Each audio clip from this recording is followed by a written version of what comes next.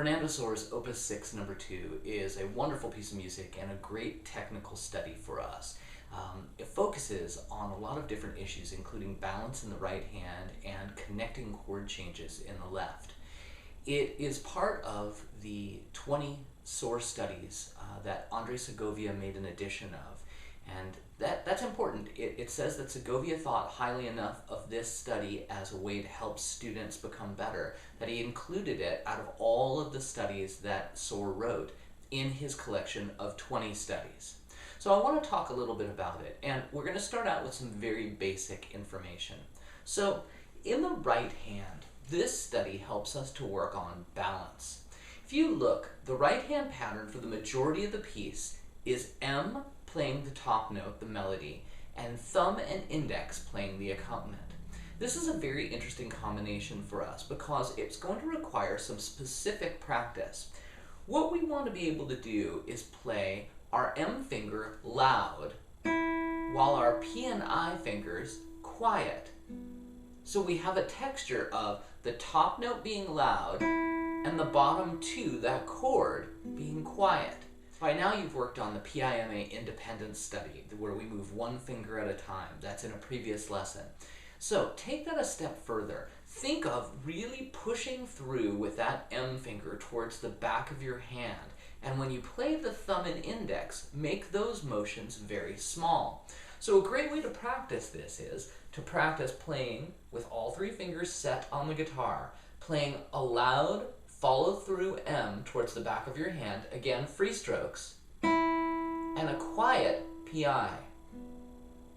Follow through with M, quiet PI. Follow through with M, quiet PI. Follow through with M, PI. M, PI. So this is a great warm-up exercise that you could incorporate into your warm-up regimen, or to isolate just the right hand as you study to start to work on this piece.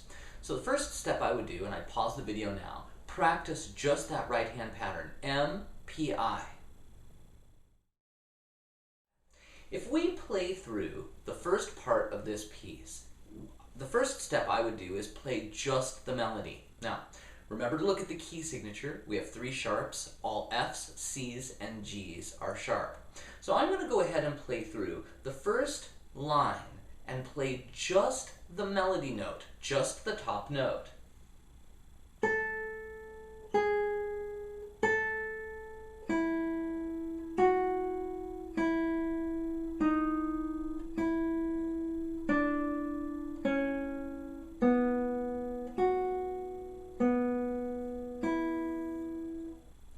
That's the first line, just the melody.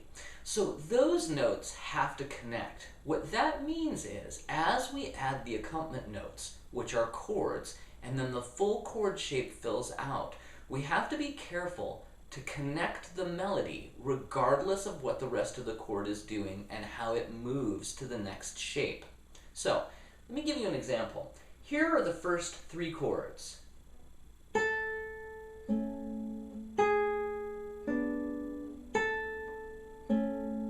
So we have 3 chord shapes.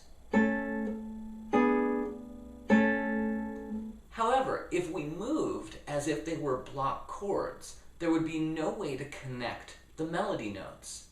We need the melody to guide us.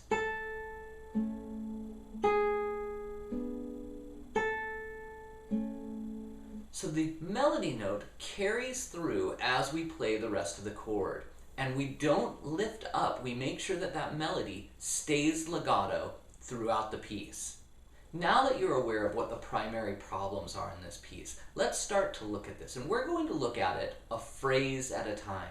Fernando was composing music at a time where music was very structured. And this piece is a perfect example. If we look at the first half up into the repeat sign, what we see is, musically, there are 2 sections, each divided into 2 smaller subsections.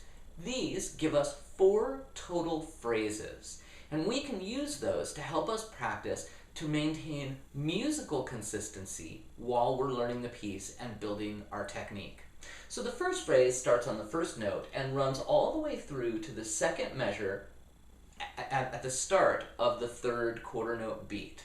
I'm going to play it for you.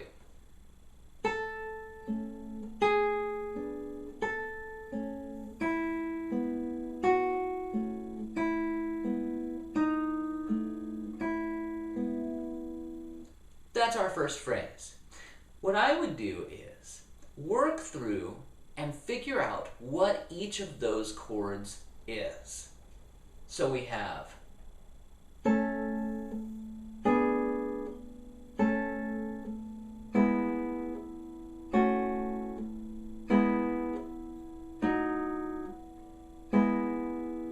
So even though you have chord shapes, we want to hear that melody.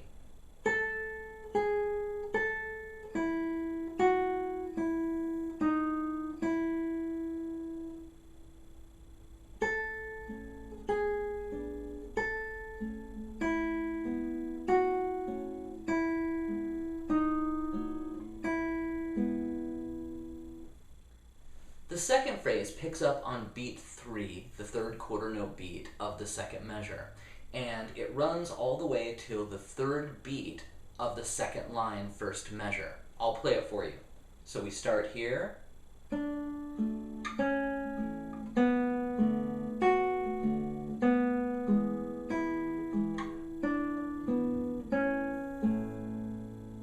I would go through the same process. First, map out all of those chords as if you were playing them as simultaneous chords. So we have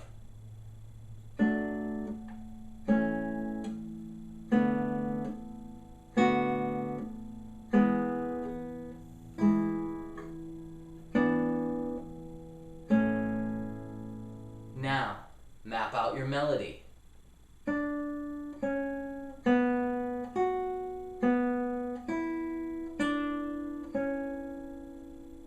Then, slowly put them together.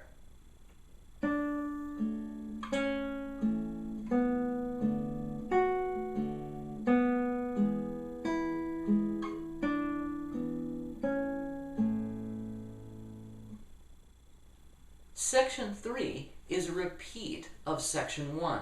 So starting in the second line on the first measure of the second line, third beat, going all the way to the end of that second measure, we have an exact repeat of the first measure and a half. So that's easy. The next phrase, which starts on the third quarter note of the first measure of the second line, goes all the way to the third quarter note of the last measure of that second line. That's repeat. That's material that we've already played from the first measure and a half, so that's very straightforward. I'm going to go ahead and pick up after that last measure of the second line on the third quarter note beat, and this will take us all the way to the end of the first half of the piece through the last small phrase. So we have this.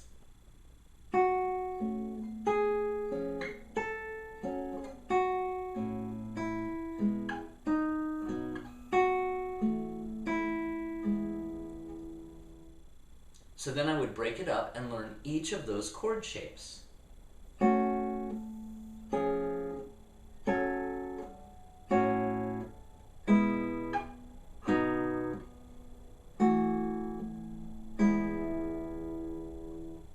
Hear the melody.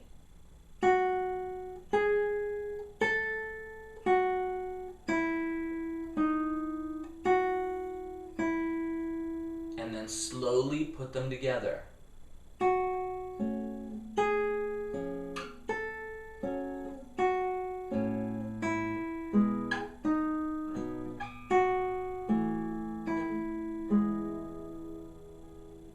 That whole section will repeat. So now you know how to work on the first half of this piece. Go ahead and pause the video and practice through the first half. The second half of this study follows a similar structural format. There are 2 large phrases, each with 2 smaller subdivided phrases. So we're going to address this in small chunks. The first small phrase starts right after the double bar with the repeat, and it goes until the third quarter note beat of line number 4.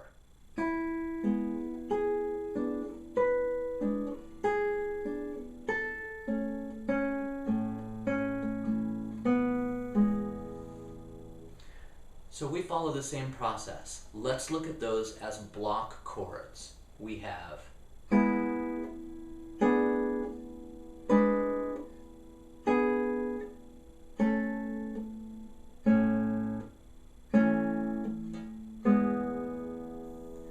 You'll notice that there was a lot of non-motion, where our left hand stayed on a particular chord shape. Let's go ahead and play through the chords as blocks now. The first chord's a little E chord like we've played through in this piece. The second chord is an E7 chord. Now, to get to the third chord, you're going to use your third and fourth finger as commons. They're going to go up to the 7th fret to the note, B and D. And we're going to add with our second finger G sharp on the 4th string at the 6th fret, which would make this chord shape. So we have, it descends, and then we go to our A chord and we kind of sit on it for a while. And again to E. Now take a look at all those elements when I put them back together.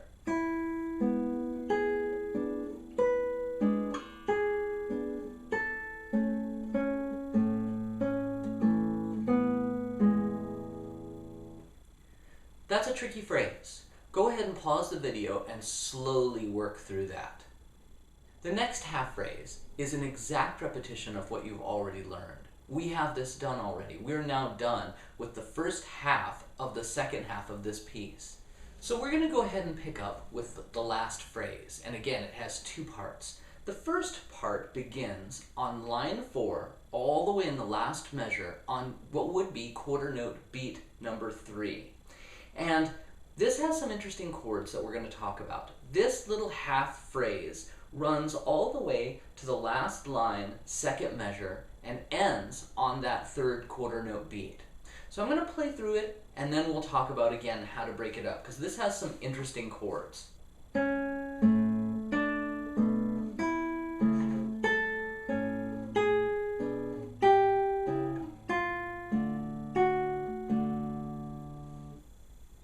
So if we go through our process, the next step would be to work on these as block chords. The first one goes back to our same chord shape that we've been using for A. The next one, however, is a little interesting. You keep your common finger and add your first finger on B on the 5th string and your pinky on D on the 2nd string. Now we go to an open E, an A, and a C sharp.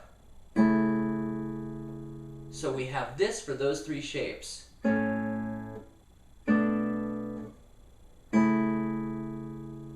From there, we go back to our funny high A chord. Then we have an interesting contraction.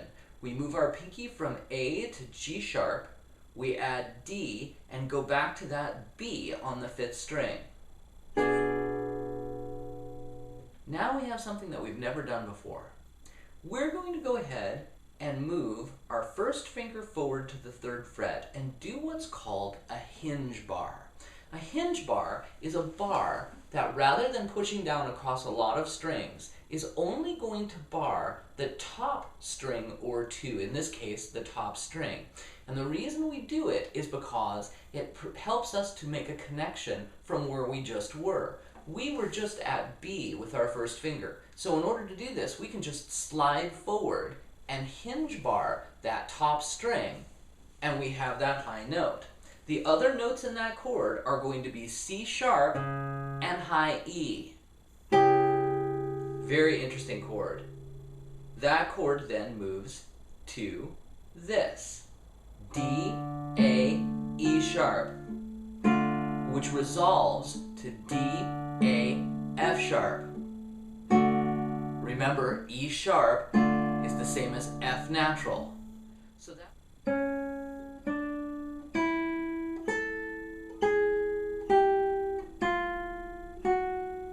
Very interesting with that chromatic note, that E sharp.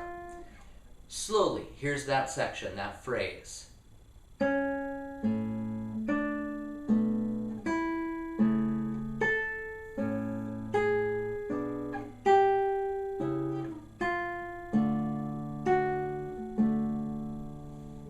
That then takes us to the very last phrase of the piece.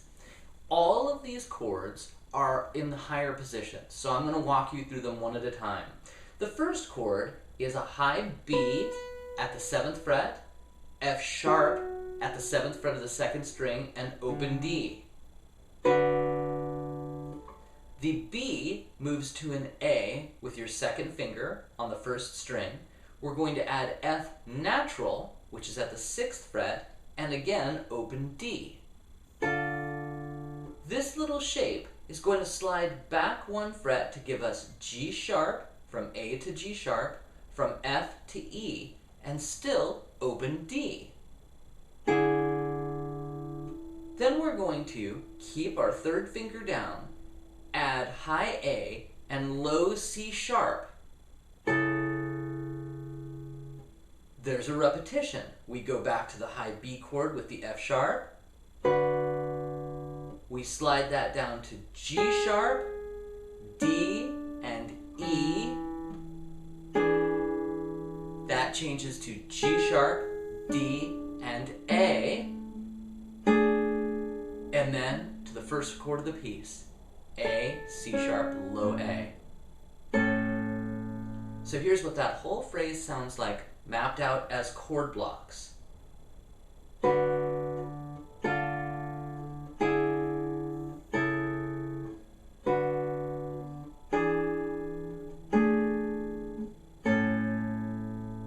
So what's the melody doing during that section? We have B, A, G sharp, A, B, G sharp, A. Slowly, that entire section, we have. Slowly, that entire section.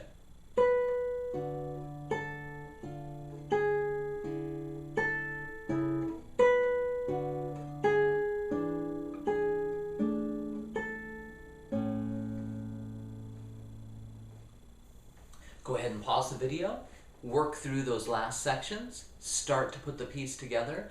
I would use it as a slow practice, working through the entire piece from beginning to end, very slowly to connect your melodies and connect your chords. Thanks, and please subscribe. If you have any comments or questions, please message me or leave them in the comment section below.